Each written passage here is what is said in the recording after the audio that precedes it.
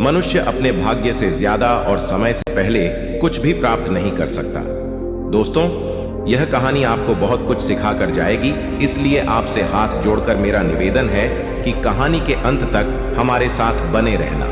नमस्कार दोस्तों, YouTube channel में आपका दिल से स्वागत है। दोस्तों, यदि इस कहानी को गहराई से सुन और समझ लिए तो मैं दावे के साथ गारंटी लेता हूं कि आपको सफल होने से कोई नहीं रोक सकता।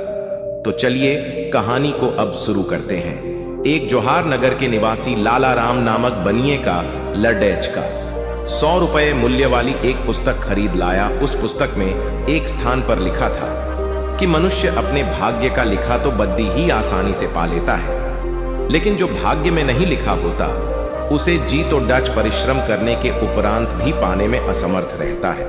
यह एक अटल सत्य है और इसमें परिवर्तन के लिए कोई भी उपाय नहीं है। बनिए ने इतनी महंगी पुस्तक खरीदने पर अपने पुत्र की काफी भर्त्सना की।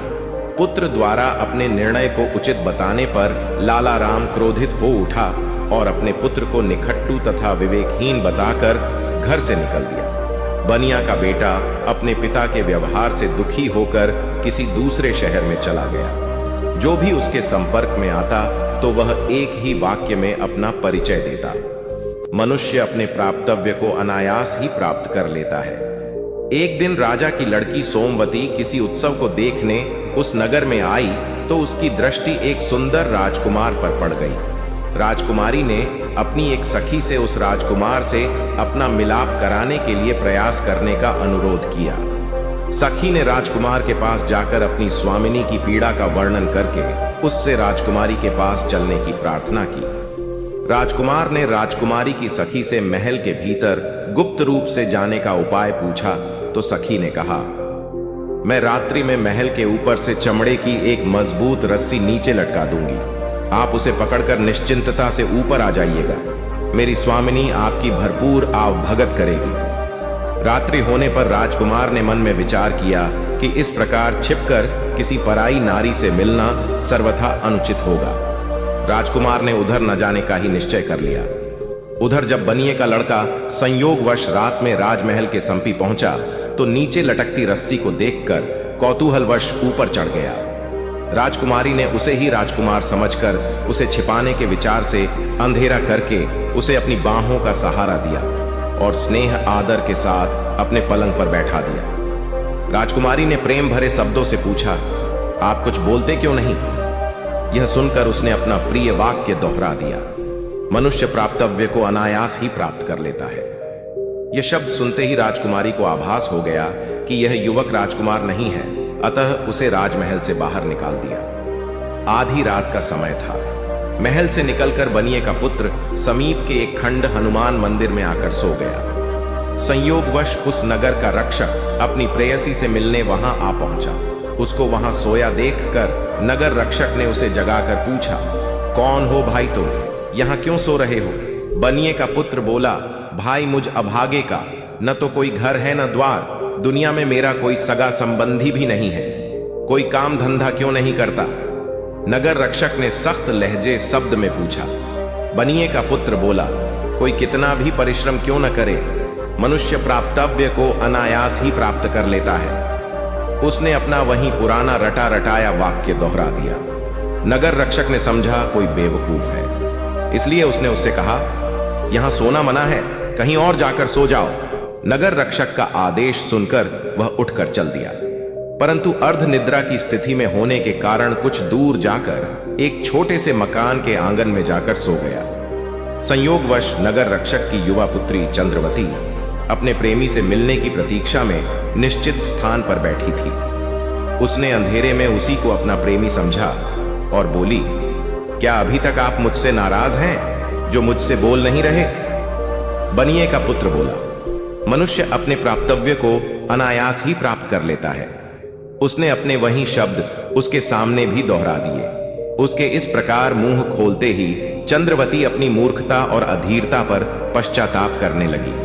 उसने बनिए के लड़के को उसी वक्त वहां से भगा दिया। चंद्रवती द्वारा भगा दिए जाने के बाद वह नगर की गलियों में भटकने लगी और दुल्हन हाथ में जयमाला लिए जैसे ही दुल्हे के पास आई, उसी वक्त एक मदमस्त हाथी वहां आ पहुंचा। उसे देखते ही सारे बाराती लड़की को छोड़कर इधर उधर छिप गए। दूल्हा भी दुल्हन को छोड़कर कहीं जा छिपा। दुल्हन बनकर खड़ी लड़की हाथी को देखकर थर थर कांपने लगी।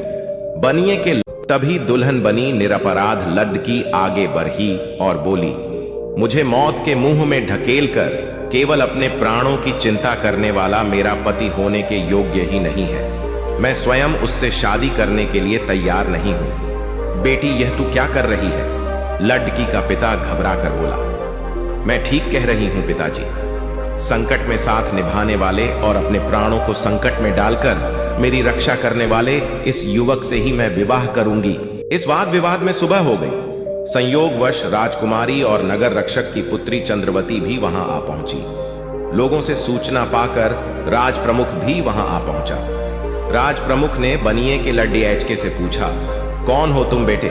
बनिए का पुत्र बोला, मनुष्य अपने प्राप्तव्य को अनायास ही प्राप्त कर लेता है। उसने एक बार फिर अपने वही शब्द दोहरा दिए। इस वाक्य को सुनते ही राजकुमारी के मुंह से निकल पड्डधा विधाता भी उसे रोक नहीं सकता।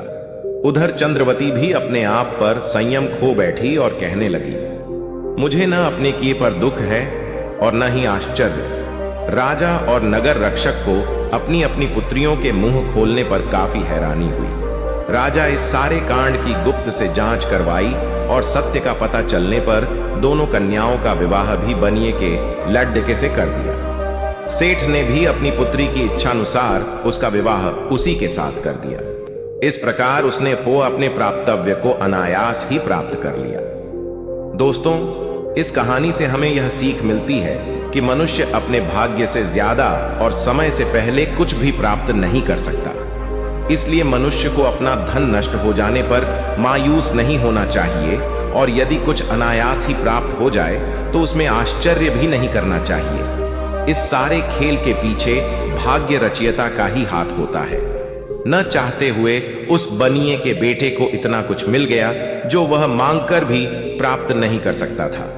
एक बार संयोग से नदी किनारे भाग्य और बुद्धि की मुलाकात हो गई। दोनों आपस में बातें करने लगे। भाग्य बोला, मैं सबसे बड़ा हूं, मैं जिसका साथ देता हूं उसकी पूरी जिंदगी ही बदल जाती है। बुद्धि ने कहा, मेरे बिना किसी का काम नहीं चल सकता। बुद्धि ना हो तो केवल भाग्य से कुछ नहीं बनता। दोनों ने अपनी अपनी शक्ति का प्रयोग करके फैसला लेने का निर्णय किया। दोनों एक किसान के पास गए। किसान कर्ज के बोझ से परेशान था। भाग्य बुद्धि से बोला, देखो, मैं इसका भाग्य बदलता हूं, यह खुशहाल हो जाएगा, इसे बुद्धि की जरूरत नहीं होगी। भाग्य ने किसान के खेत में लगे बाजरे के दानों को मोती बना दिया। किसान ने कभी मोती नहीं देखे थे। वह बाजरे के दाने की जगह पत्थर लगे देखकर और परेशान हो गया। उसी समय उसके खेत के पास से राजा और मंत्री जा रहे थे। मंत्री ने मोती भरा खेत देखकर किसान से कहा, क्या मैं एक पौधा ले लूं? किसान ने गुस्से कहा, पत्थर से भरे एक नहीं, पूरे पौधे ले लो। मंत्री ने राजा से कहा, महाराज, यह किसान सबसे अमीर है और विनम्र भी है। यह राजकुमारी के लिए योग्य वर हो सकता है। राजा बहुत खुश हुआ। मंत्री ने किसान को एक अशर्फी देकर कहा, युवक, हम तुम्हारा विवाह राजकुमारी से तय कर रहे हैं। किसान की शादी राजकुमारी से हो गई। वह निर्धन से धनवान बन गया। जब राजकुमारी सजी धजी उसके पास आई तो किसान को अपनी दादी की बात याद आई कि एक राक्षसी सुंदरी का वेश बनाकर सुंदर स्त्री हो जाती है। वह राजकुमारी को धक्का देकर वहां से भागते भागते नदी में कूद गया। राजा ने अपनी पुत्री के अपमान के लिए किसान को फांसी की सजा सुनाई। अब बुद्धि ने भाग्य से कहा, देखा, तेरा भाग्यवान बुद्धि के बिना मारा जा रहा है। अब तू देख मैं कैसे बचाती हूं उसे।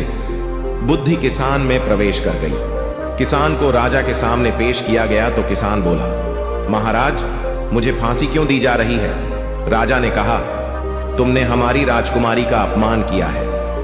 किसान बोला, महाराज, मेरी दादी ने बताया था कि यदि शादी की रात कोई पानी में डूबकर मर जाए तो पत्नी विधवा हो जाती है या फिर उस देश का राजा मर जाता है। जैसे ही राजकुमारी मेरे कमरे में आई, मैंने नदी की ओर से हा बचाओ बचाओ की आवाज सुनी और मैंने नदी में डूबते एक युवक को बचा लिया। यदि यह अपराध है तो आपका दंड मुझे स्वीकार है। मैं तो अपनी पत्नी और देश के राजा के लिए कुछ भी कर सकता हूं। किसान की बात सुनकर राजा ने उसे गले लगा लिया और अपने व्यवहार के लिए क्षमा मांगते हुए उसे राजपाट सौंप दिया। बुद्धि ने मुस्कुराकर भाग्य की ओर देखा। भाग्य बोला, आज समझ में आया कि सफलता के लिए हम दोनों का मेल जरूरी है। तो दोस्तों, इन दोनों कहानी में सबसे ज्यादा आपको कौन सी कहानी अच्छी लगी वह मुझे आप कमेंट जरूर बताना, और ठीक उसी के बाद वीडियो को लाइक शेयर करके चैनल को सब्सक्राइब कर लो। तो चलिए फिर मिलते हैं कोई ऐसी ही नई कहानी में। तब तक के लिए अपना ख्याल रखें। धन्यवाद।